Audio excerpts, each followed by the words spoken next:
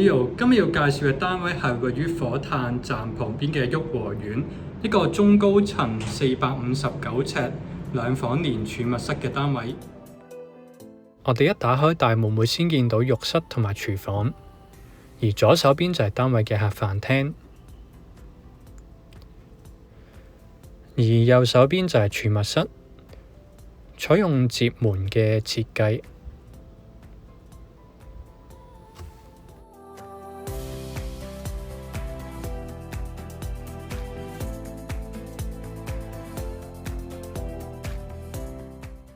之後嚟到單位嘅廚房位置，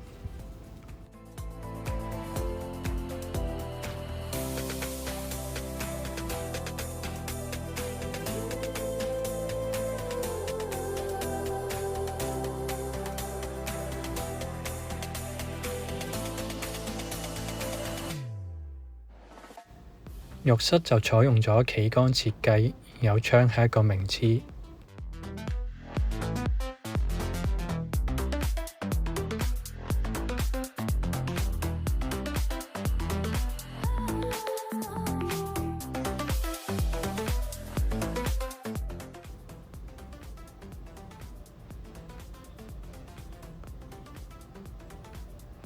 右手邊係第一間睡房，做咗一張上下格床。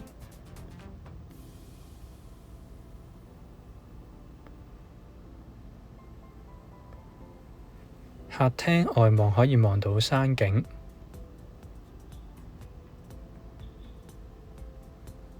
最後嚟到第二間睡房，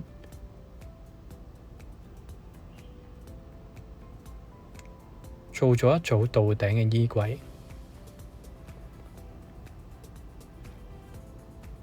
如果大家對呢個單位有興趣，歡迎聯絡 Leo，多謝收睇。